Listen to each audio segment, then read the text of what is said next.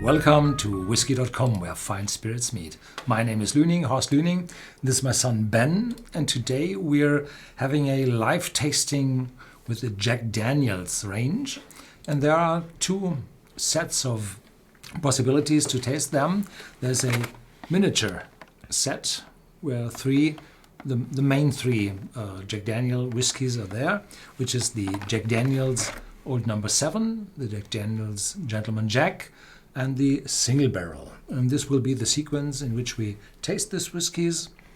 And this is bourbon, isn't it? No.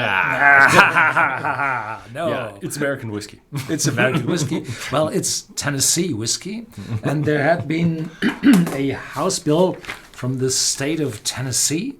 Yeah, so just to clarify, this is not a bourbon. Yes. Jack Daniels is not a bourbon.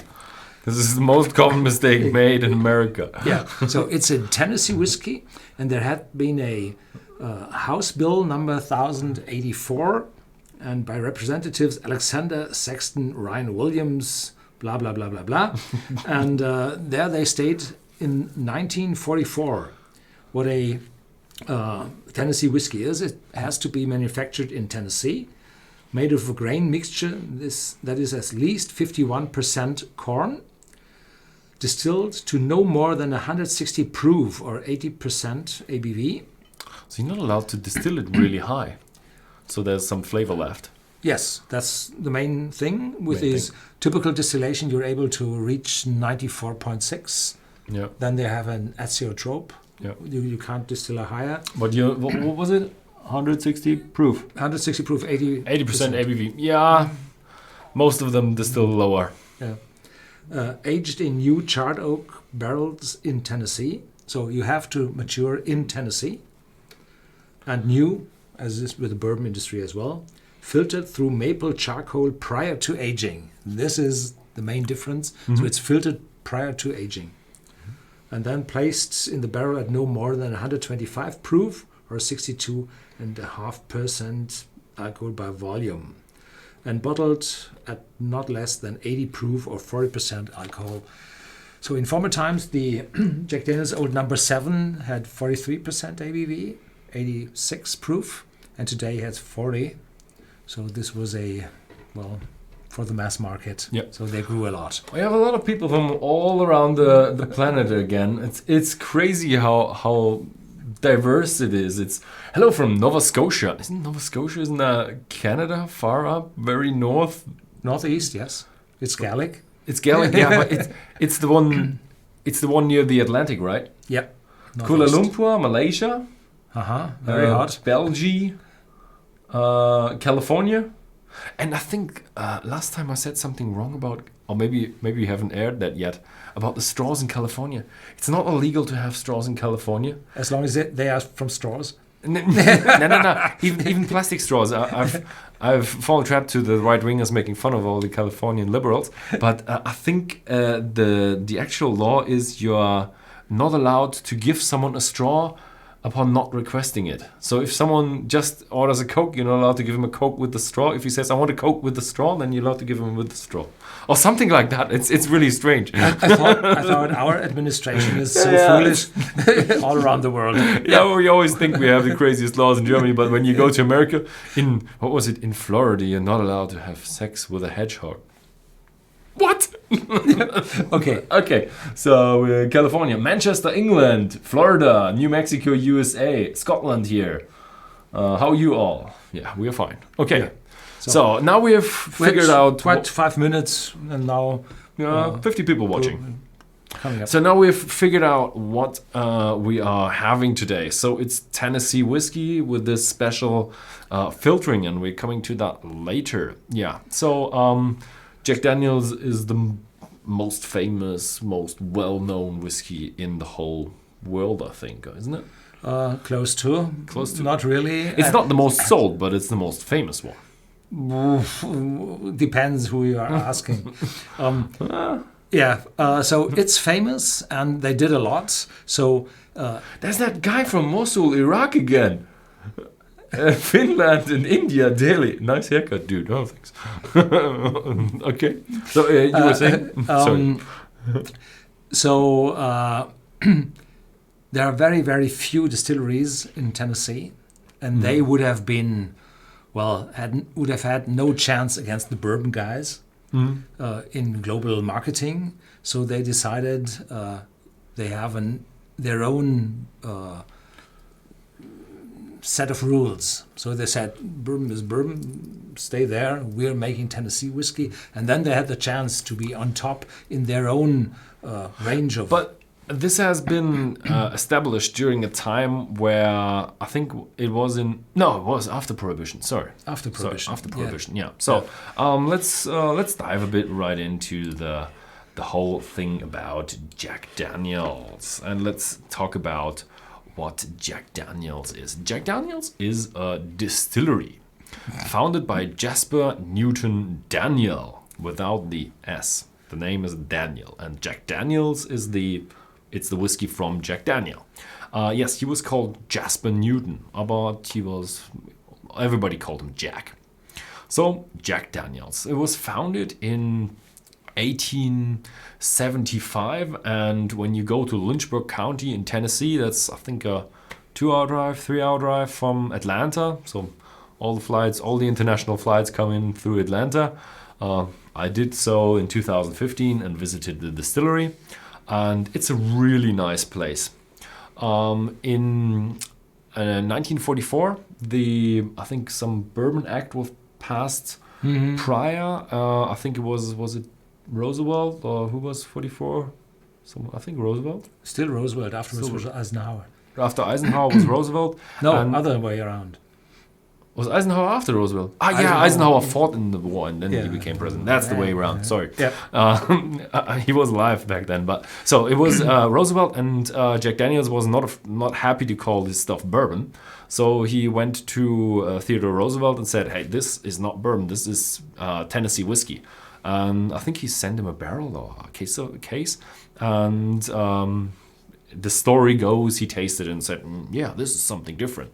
So they got themselves a new brand, and that is Tennessee whiskey. And later then we had the House Bill of the state of Tennessee. After Jack Daniels died, he didn't have any children, so his nephew, I think, took over the company. And in 1956, then in 1956 they sold it to what do you call it, Brown Forman. But the family is still involved in the business. So when you come to the distillery and you talk to, I think his name, Chris, what was his last name? I can't remember, but I've talked to him. There's a nice video about it. I'm really not good with names, and he is a descendant of Jack Daniels. Jack Daniel, sorry.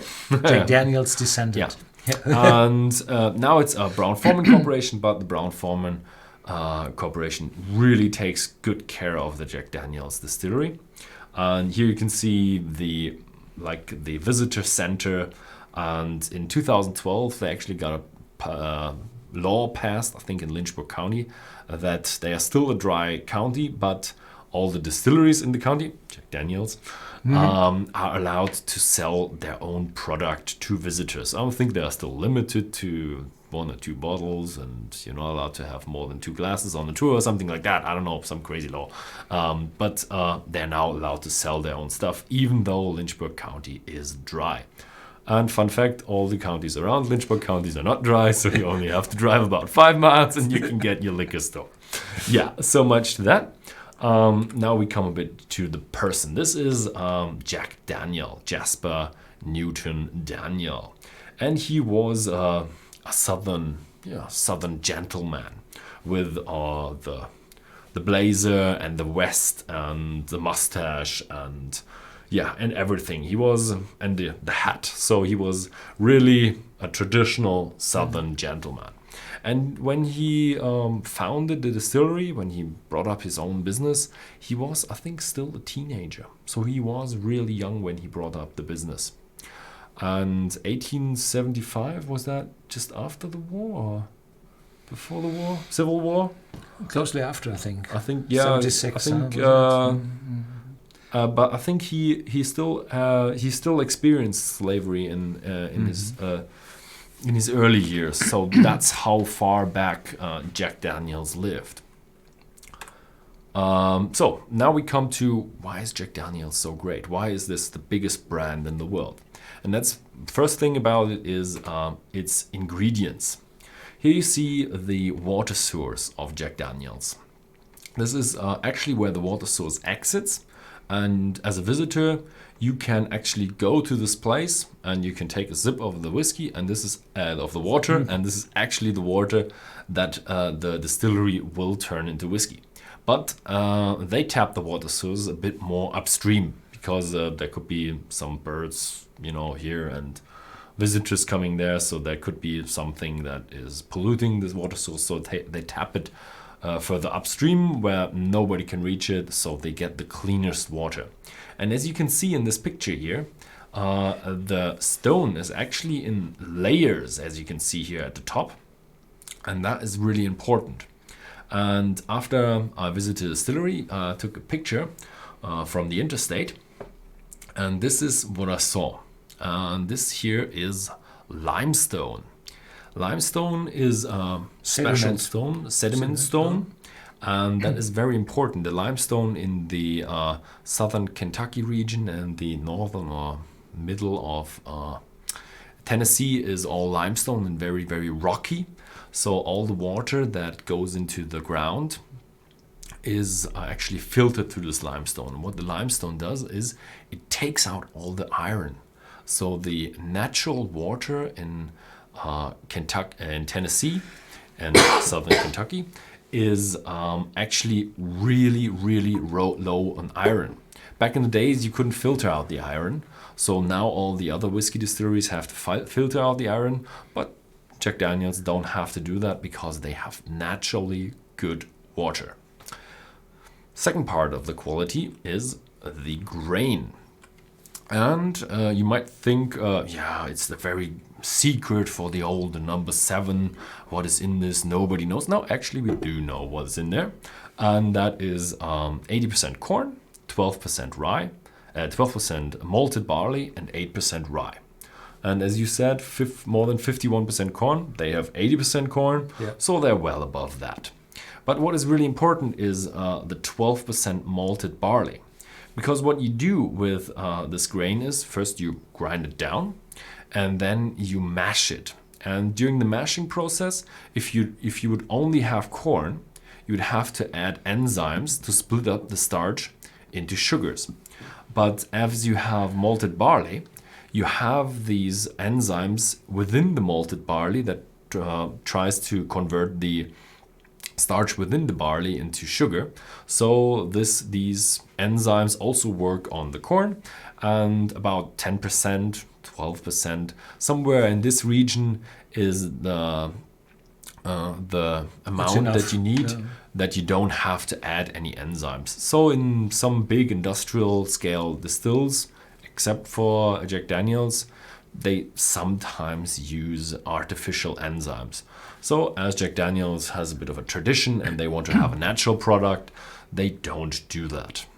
The corn and the barley comes from the United States, and the rye is grown in Canada, as rye wants to have a bit of a more northern climate.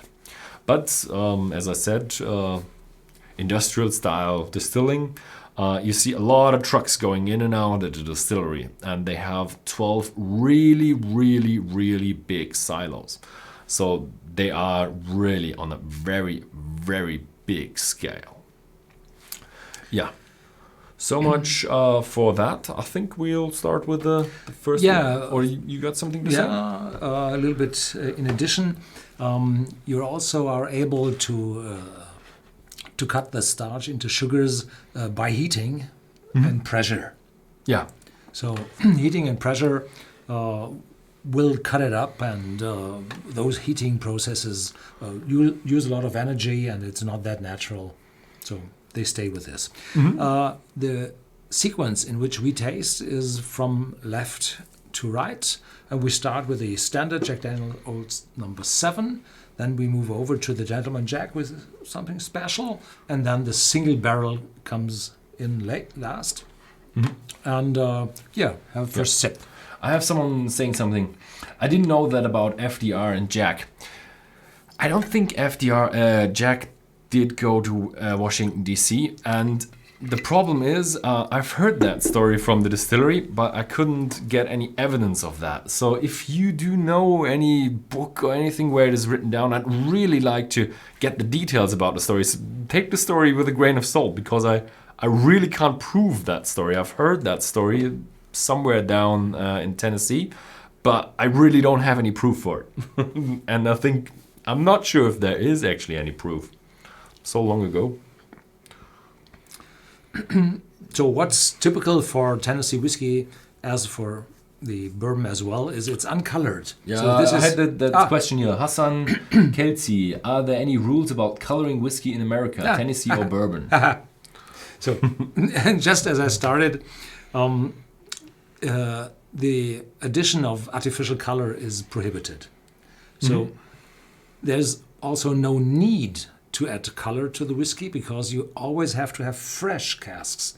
Yeah. And those fresh casks have to be charred. That means heat. That means the celluloses in the staves of the cask is cut down to wood sugars, and those wood sugars are caramelized, and those bring in the brown color. So when the whiskey leaves the stills, which we'll see in a few minutes, then you can see it is water clear, colorless. So this is natural color. Oh, here's another question. Is this a sponsored video? Who was that? Igigzidin. What the hell is this name? Is this a sponsored video? Yes, the bottles were sponsored By Brown-Forman. by Brown-Forman. Yes. But they mainly sponsor us for the German content. Yeah. I think they watch the German content because they can understand it. It's Brown-Forman Germany. I don't think they watch the English version. They know it's there, but I'm not sure if they're watching it. Okay. So what do you smell? Do you have it at home?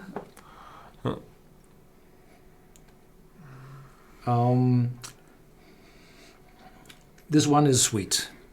Sweet, really sweet. And after that, there's a little fruitiness, not too much. And behind that, there is the cask, there's oak. And it's a not too complex and a welcoming smell in that. And from the fresh cask, you have vanilla. You have to find the right distance to taste the smell of vanilla. Yeah. And there's caramel in it, which delivers some of the sweetiness, but the corn is delivering the other sweetness. Yeah, the Jack Daniels I always find is very light. It's also very light on the nose. If you stick in your nose very deep, you only do get caramel and popcorn and sweetness, definitely. If you take your nose out a bit further, you do get a little floweriness. A little bit of floweriness and maybe a bit of honey, but otherwise it's not a deep complex whiskey. I don't think you can expect that from a standard. Yeah, it's a million bottle seller. It's a nice, pleasant whiskey. Yeah, not too complicated, and the alcohol is not that visible, smellable. Yeah. It's a bit, I would say, unfortunately, one-dimensional, but it's pleasant. That's what it is. Yeah, and pretty much, I think that's the success of the old number 7.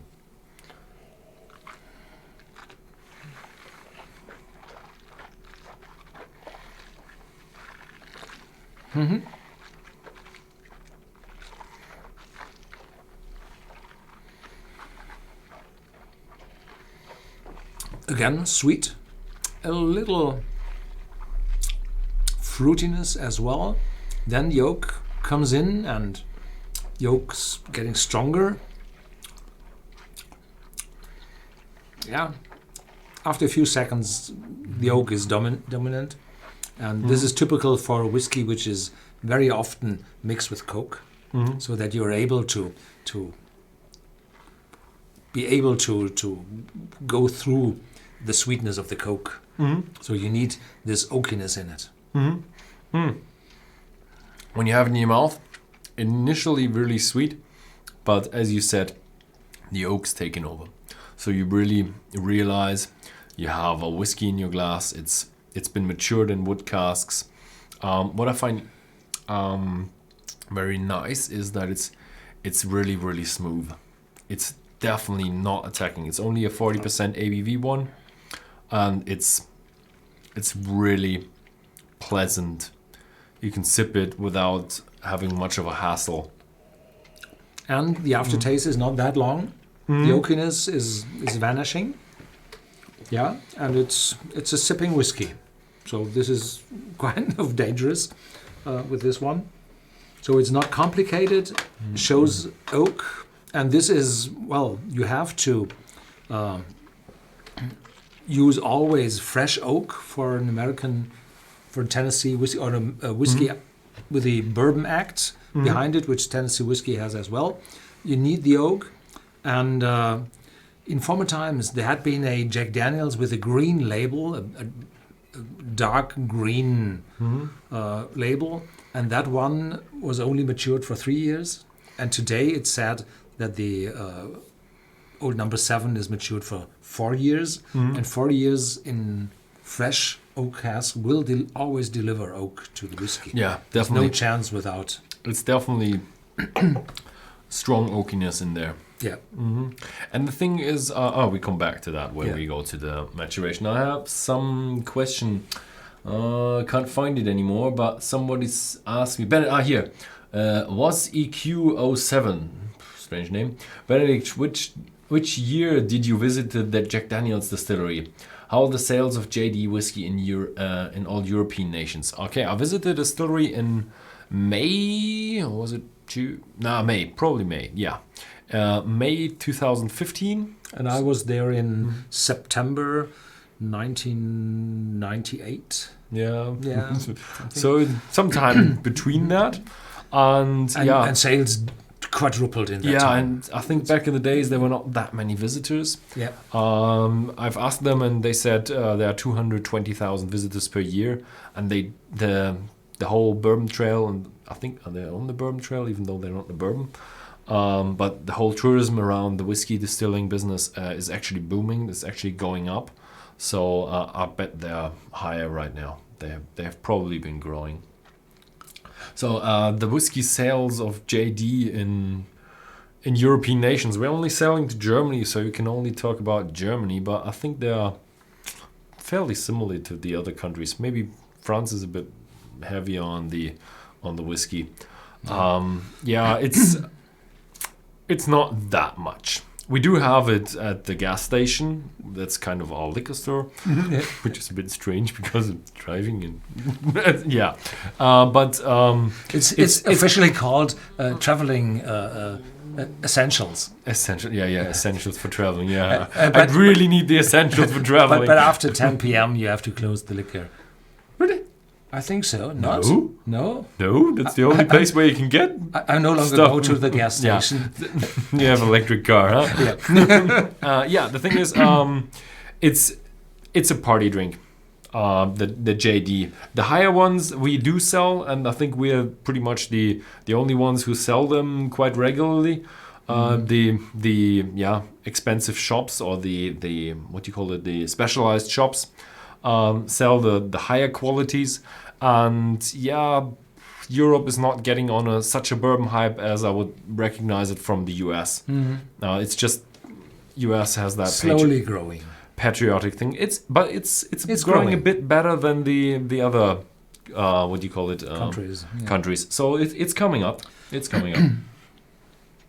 Okay, should we continue with the production? So we've just been at the stage of mashing. So we have crushed down, what do you call it, cereal mash. Yeah, and that is then fermented. And the distillery has 64 fermenters with a capacity of 40,000 gallons. That is, I don't know, 120,000, 130,000 liters. 150,000 liters, something like that. So it sounds really, really big, but they actually in America they are a bit of the smaller ones, but they have much more of them. 64 is a huge amount of fermenters, but they're a bit smaller. Don't know quite why, but what is then really important for the Americans is the yeast. The Americans are really, really proud of their yeast. So most of the old big distilleries have their own yeast strain, and they are proud that they preserve the yeast strain. And they're having, actually, the big companies have labs that preserve the yeast strain, that it's not mutating and not producing any other flavors. So the beer that is produced here is actually called a beer that has always the same taste and the same taste as it had from back then, from Jack Daniels. And there had been a big effort to rescue those yeast strains over the Prohibition. Oh yeah, there was a time hard. Where the cooling machines weren't that popular, so that you can't. They were stored in expensive, and they were stored far underground where temperature was stable, and so it was quite complicated to rescue them. Yeah. Okay, so when we then have fermented that stuff, you can see in that picture the sugar and the yeast producing alcohol and CO2, and the CO2 is rising in bubbles here. And after that, we have a beer with about 8%, and then goes off to the distillation. And here are the distillation columns. And I have to excuse for the bad video quality. The Jack Daniels video was, I think, the second or the third video I have ever shot in my life, so it's kind of a bit of a holiday thing going on, and this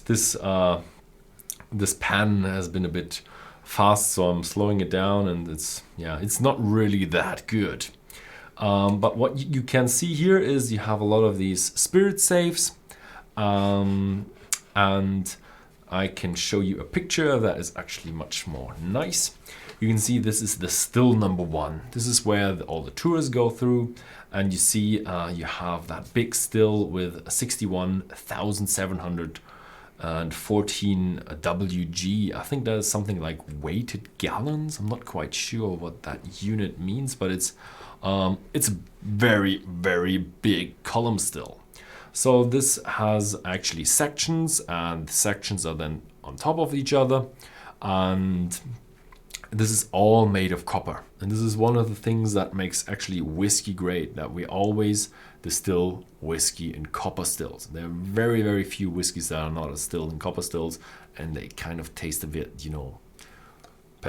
harsh, paint thinner, and that kind of stuff. That's why whiskey is so good, and that's why it's such a big distinction from vodka or from other German corn schnapps. That's why whiskey is so good, because you have that copper in there. How that still works is on that right side, you have that gauge here where you can see the beer, and that's actually pumped up to the very top. And that's a 5-story building with that still in it. And when you see the distillery, there's always a few tall towers, and that is actually the column stills. And this beer is then inserted at the very top, and that is actually flowing down through gaps. And at the very bottom, you insert steam, and they meet in the middle and at the top, and that's heating up this beer, and the alcohol is evaporating faster. So the lighter alcohols rise to the top, the heavy alcohols go to the bottom.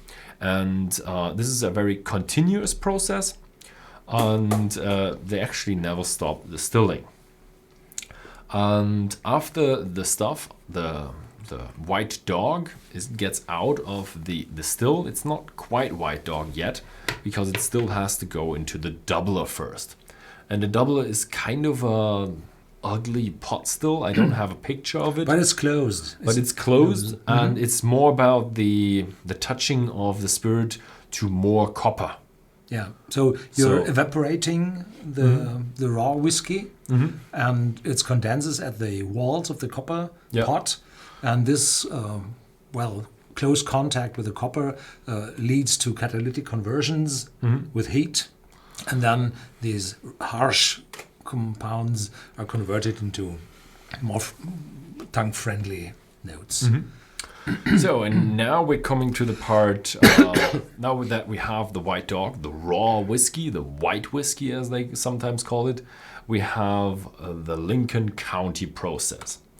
And what the people do is they actually produce charcoal. And we can see that here. They actually do it on site. They have stacks of sugar maple Bars? Maple bars, staves. I don't know. No, not staves.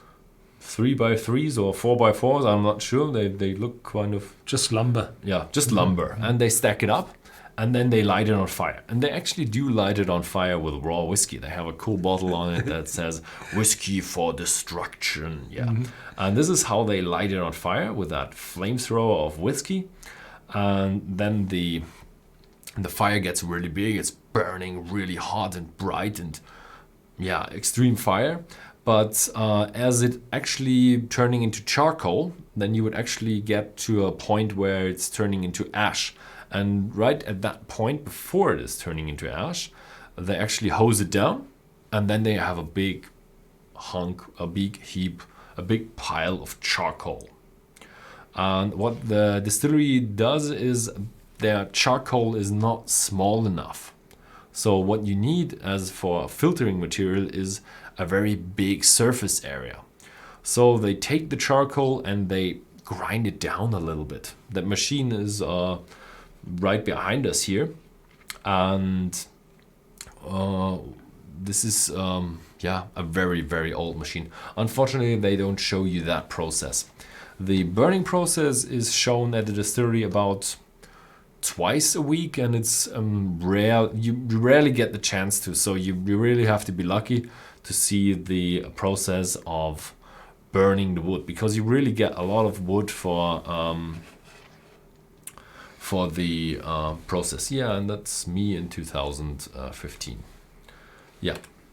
So and what they do then after they've grind down the charcoal is they put it in a tank that is 10 feet tall, that is about 3.3 meters, and this tank is full of charcoal, and they sprinkle the white whiskey on top, and it actually flows through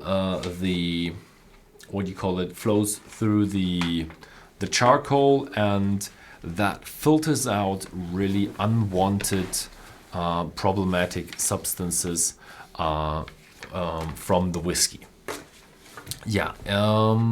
And that is the Lincoln County process. The problem here is that the whiskey is lost into the charcoal. About 2-3% of the white whiskey from Jack Daniel's is lost into the charcoal. Yeah, the charcoal is not lasting forever. So from time to time, you have to change the charcoal. Yeah. And with this charcoal, the alcohol is lost. Yeah, definitely. So much for that. And now we have a special whiskey about the charcoal mellowing. Mm-hmm.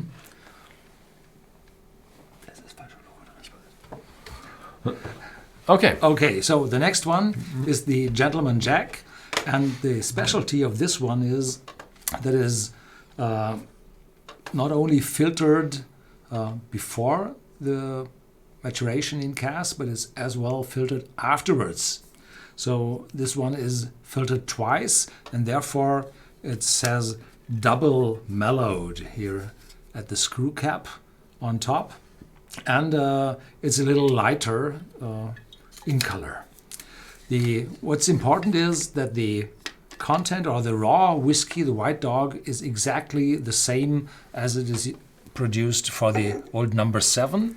It's the differences in taste result just from the different maturation, filtering before after maturation.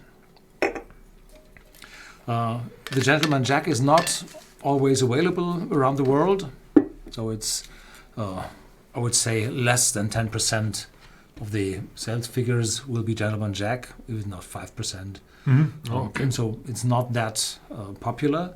So is it really lighter? I think so. I have more in the glass. A little bit. Yeah, not really. You're right. They're not filtering the color. It's the bottle is that slim.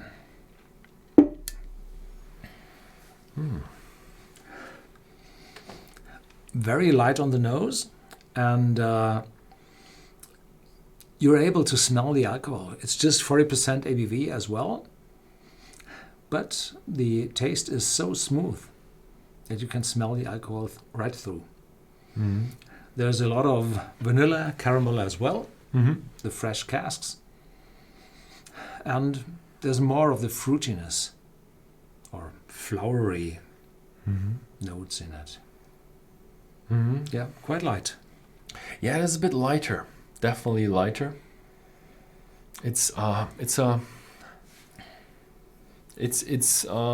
got the, what do you call it, the theory that with the charcoal mellowing you take a bit of the intensity out from the whiskey. Would support that. But it's still a sweet one. Yeah, caramel, popcorn. After a few seconds, the alcohol is gone as well. Yeah. Yeah. Yeah.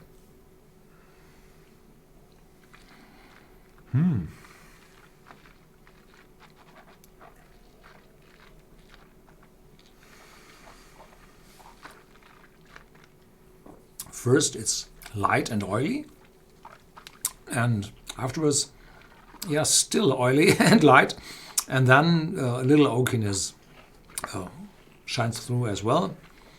Far less than with the old number 7.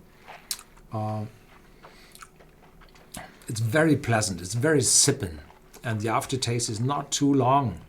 It's just demanding for a second sip. It's dangerously sipping whiskey. Yeah, really. It's incredibly smooth, incredibly light. It's just a pleasant whiskey to drink. It's not that deep, as you said. It fades quite fast, but it's just so pleasant. How much does that have? Is that 40? 40. Okay, yeah, definitely 40%. But it feels much lighter. It really feels much lighter. Yeah. Yeah. Do we have comments? Yeah, the chat is a bit sad. There's someone who has lost his wife. I don't want to take this into the stream because of his privacy, so I'm sorry for your loss. So, but let's just continue with the show. He says the stream is taking his edge off, so I'm hoping you get through that rough time. So, we've just been at the charcoal mellowing. For the Gentleman Jack, which has double charcoal mellowing. So, and now after the charcoal mellowing, we come to the maturation. Well, the maturation is really, really important for the whiskey. If you don't have maturation, you lose about 70% of the taste in the whiskey. The maturation for the whiskey is really, really important. And as Jack Daniel's is a mass product, they have to really do this on a very massive scale. So what you have is these tall warehouses, about 6-8 stories tall, and they are full of barrels. So they are stacked to the top with barrels. And there are some rumors that Jack Daniel's is only stored in steel tanks. That is definitely wrong. The Brown-Forman company has a cooperage in Louisville, Kentucky, and they produce a cask or a barrel every 8 seconds or 7 seconds, somewhere around there. And that is a huge number. And about that same frequency, the barrels are filled at the Jack Daniel's distillery. So they fill it up to the top and they empty it at the same pace, and they store it in these warehouses for 4 years. So there are trucks going in and out with barrels all the time. And how this works is they have little lifts, and they lift it up to that height, and then they roll it in. And they actually have to clock it there, so they have to calculate where they have to start with the bung. So when it rolls down, the bung is up. And that is actually a bit of an art. And as you can see on the left side, the bung is pretty much up all the time. and that is because the bung is the most vulnerable point for leakage. That what you don't want to have any leakage in your warehouses. Back in the days, they used to have leak hunters, so people going around with cedar wood, and when they saw a leak, they hammered in a bit of cedar wood and sealed them up. But then the controllers came and they realized the leak hunters cost more money than they save with hunting leaks, so they don't have any leak hunters anymore, which is, for the tourists, it's a good thing because the warehouses really smell of Jack Daniels. It's really awesome to be within these warehouses. And we have some pictures of your time. Yeah, this is from 1998, I think. It was then, and this was the old visitor center, which they placed just right in one warehouse. And there's the woman at the reception desk, and there were quite very few people, and you weren't allowed to buy bottles there. Oh yeah, you were before 2012. Yeah, so it was weird. They were producing whiskey in million gallon, and you weren't able to buy some. But it was, back then it was a slow place where everybody moved slowly and sat there on the porch, and then we traveled to the real huge plant for the bottling, and everything was busy, heavy. So this is exactly how they want to come over as slow. And this is one of the very old warehouses where you do not have those long racks, but shorter racks and perpendicular to the main easel. And there you can see they're stacked 3 high. And well, in former times there had been some conveyor system in warehouses that all the whiskey was able to be moved around, where they do not place the bung on top, but they moved it around, and so that every cask reaches every, well, particular place in the warehouse, so that the average maturation of the cask was similar for all casks. Today they are mixed from all places of the warehouse together to a batch, which tastes as if the cask have moved through all that. And there are places, the sweet spots in the warehouses, where better whiskies mature, and we will see those better whiskies very soon here in the tasting. So this is for this. Yeah, the warehouse rotation is not done by many distilleries. No. I think there is only one distillery Still left, yeah. And that is the Woodford Reserve. I think we have another double oaked Woodford Reserve, and they do the. I'm not sure if it's warehouse rotation or they do the heating and the cooling. The heating and the cooling. I think they do both. I'm not quite sure about that. But I heard in 1998 that they did this experiments with heating, but they stopped then. Okay, so let's do the next whiskey then. The next one is from one of these special sweet spots in the warehouses. It's the single barrel. Their whiskies are selected cask by cask, and the top of the bottle is labeled accordingly. This is Rick number L8, and it's the barrel number 18 / 0600 from January 24th, 2018. In 24 days, they produced 600 single barrels. It's a bit much. That's much. Well, yeah. But if you see the machinery, here we have a question. Technically, are ex-JD barrels considered ex-bourbon barrels, from Christopher Molly? Yeah. The thing is, I've asked that question to the next master distiller. His name was Chris. I'm not quite sure. I forgot the last name, but he will be the next master distiller, and he is, I think, a grandchild of Jack Daniels himself. And he said, "Yeah, you're right. They all take up barrels, and they not even say it's He Tennessee didn't have a whiskey." son. Grandnephew. Nephew, then, yeah, probably, yeah. The thing is, probably most of the barrels go to Benriach, Glendronach, because they belong to the Same corporation. same Brown Farmer. corporation now. But I've seen JD barrels everywhere, and someone said here at Glenmorangie uses JD casks for their whiskey. Definitely, and they all say bourbon barrels. So remember, 5, 6, 7 seconds per cask. So after 4 years, they're coming out 7, 8 seconds a cask. A cask, Incredible. Yeah. Okay. Yeah. So this is this whiskey is not very rare, but it's coming from special places from those warehouses. And it's bottled in 45% ABV. It's 90 proof, so you get a little more out of it. And it has a real cork. Oh, This is different to They are the others with screw caps. twisty tops. Yeah.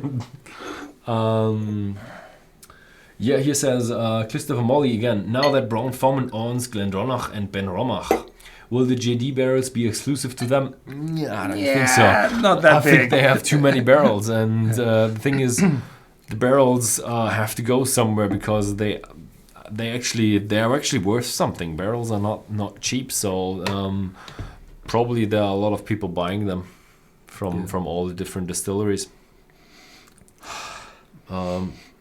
Dean Charlton Benedict, can you buy peated bourbons? Ooh.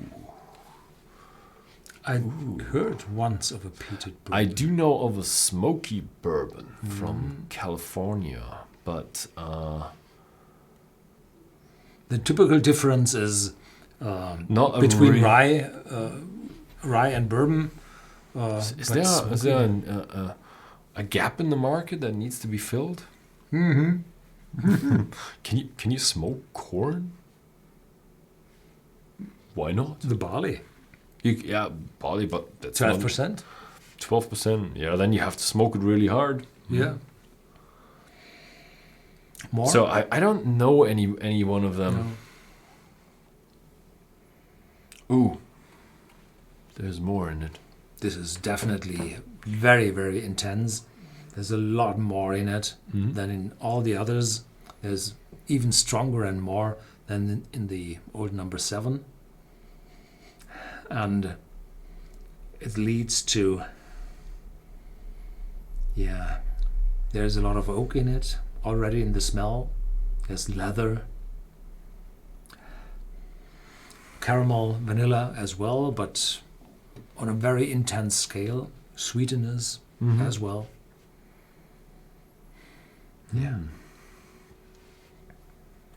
Yeah, it's definitely more intense.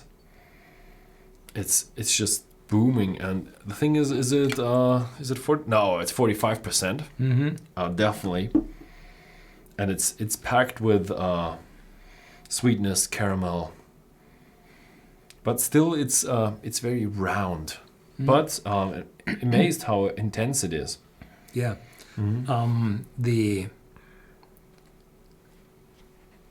The smell is so intense that you can't smell the 45% ABV in alcohol. It's just covered behind all that smell.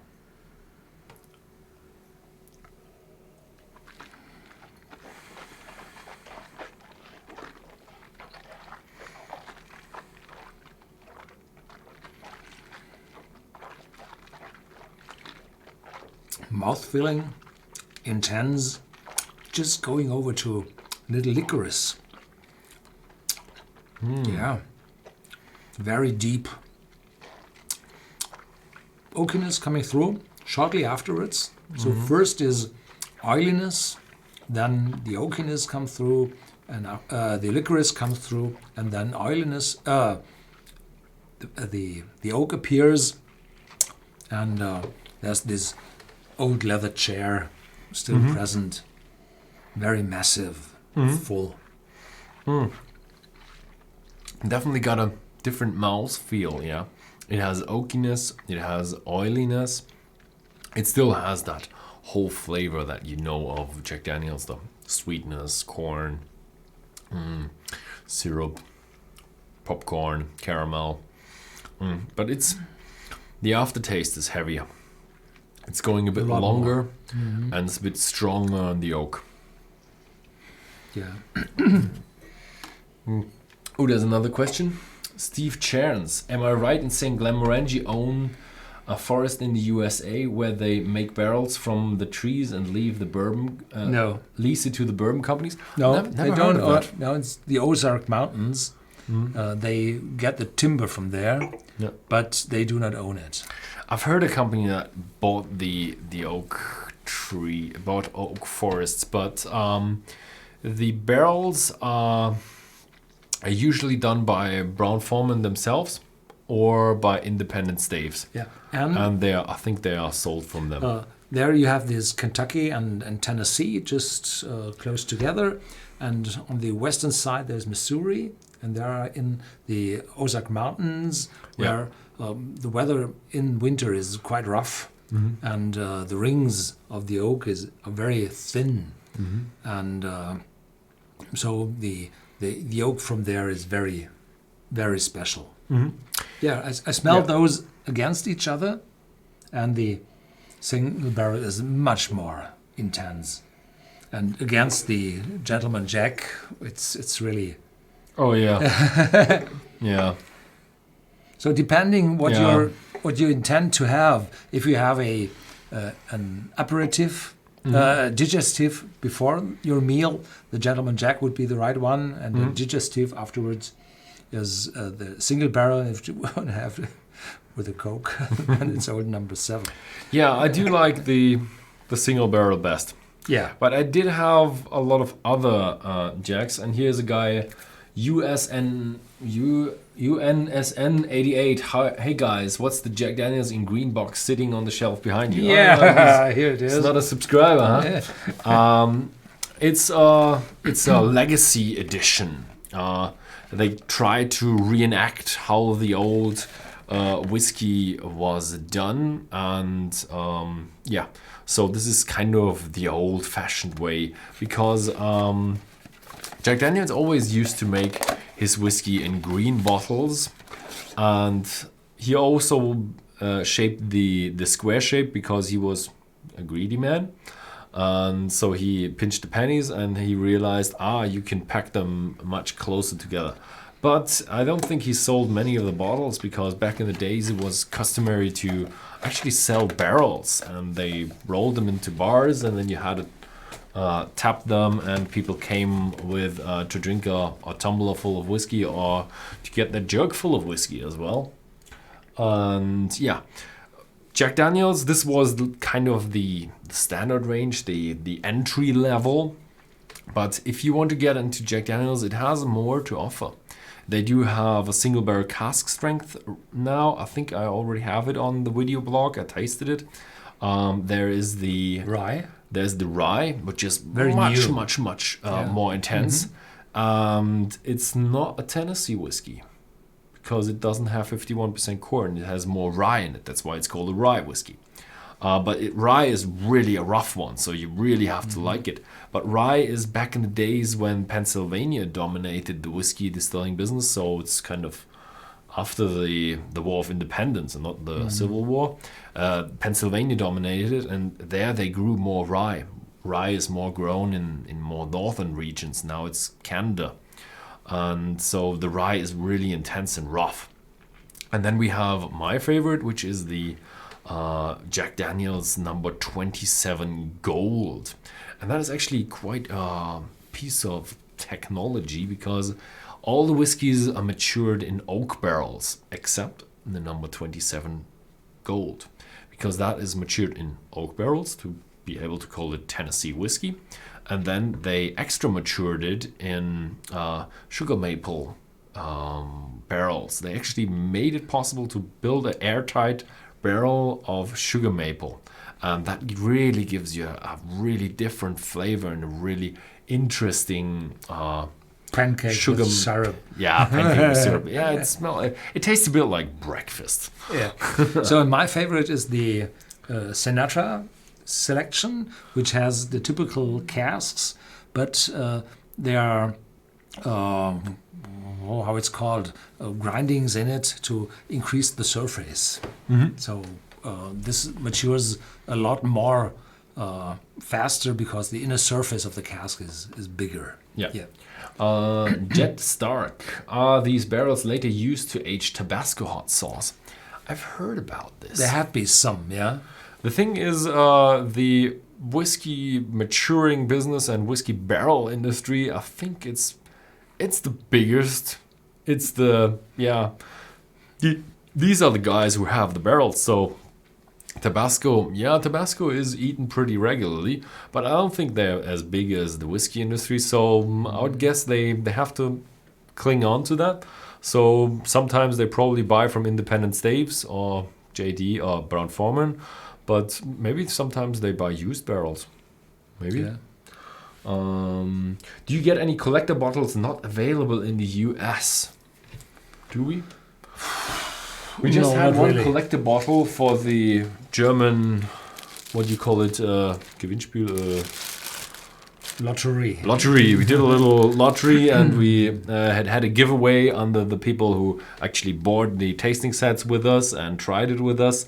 So this is a commemorative single barrel, and that is the Bobo Select. That's not named Bobo because of Miss Mary Bobo, who is a famous person of Lynchburg, Tennessee, but it's from Frank,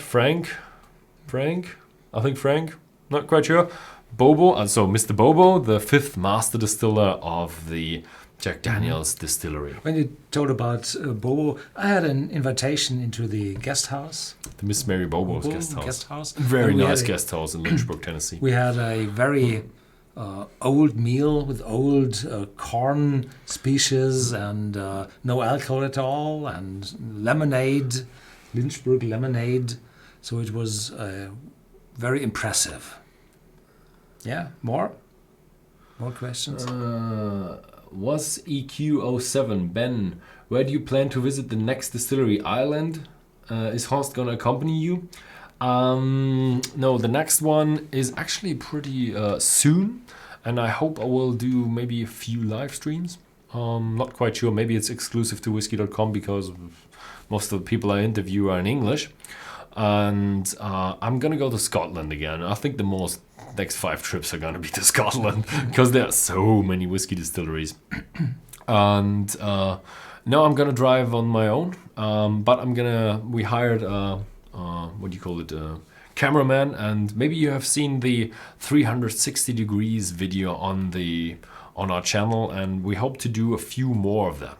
Yeah, hopefully. So this was distillery close by, so you do not have to travel too far. Yeah, the last one with the Singold, it was a nice distillery, and we are now selling the whiskey, and it's a nice whiskey. It's a cool, nice craft distillery, but we used it as a test vessel, and it was pretty successful. People liked the video. Mm-hmm. Somebody even wanted to send us a Samsung. Gear 360 gear. I'm not quite sure. I had the one, and it's not good enough. That video was barely enough quality for my taste, and it was a camera for 3,500 euros, which is about $4,000. And yeah, if we use the Samsung, it's just not good enough. Okay.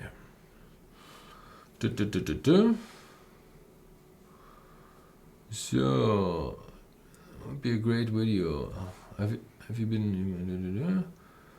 Yeah, so much about Scotch for now. No. Okay. So we leave Tennessee now. It's our flow. The thing is, I still have the story about the end, and it's about how Jack Daniel's. Oops, wrong one. Died. Oh no, we actually do still have the how are they bottled? The single barrel. This is the bottling line of the single barrel. You saw the big bottling line, and it's a continuous stream of just old number 7. It's being mixed, and here we see the small bottling line. It's still an automated bottling line, and they bottle all the single barrels, barrel by barrel, and it's actually for Jack Daniel's. It's a small bottling line. And here you see the quality is done not by a computer, but actually by a person sitting on the chair and checking every bottle that there's nothing wrong with the label and that kind of stuff. And here we see the spinner that is actually filling up the whiskey bottles. And what I actually wanted to show is this picture. And this is the kind of murder weapon or the death weapon for Mr. Jasper Newton Daniel. And Jasper Newton was not a nice person. And Choleric. He killed himself. He was an angry person and he was greedy. So this was his safe, and he didn't buy a good safe. He had an old safe, and the safe regularly got stuck. So he kicked the safe because he was so angry he couldn't get into the safe. And the toe broke, and his toe broke, and I think it was an open fracture. Yeah. So blood came out, and infection got in, and he got a blood infection. And later they amputated the toe, but it was too late, and he died. So, and that is the story of Jack Daniels. But he does make a good product, so his legacy lives on. Yeah. That's it. Okay. Yeah. So I think for us it's pretty late already. So thank you very much for watching. If you found this video interesting, then please feel free to share this video with your friends. And very important, please leave a thumbs up. Oh yeah, please leave a thumbs up. That would be really nice. Leave. So thank you very much for watching tonight. Thanks to all the people in the chat. Thanks to all the people who are watching this video not live. So see you next time.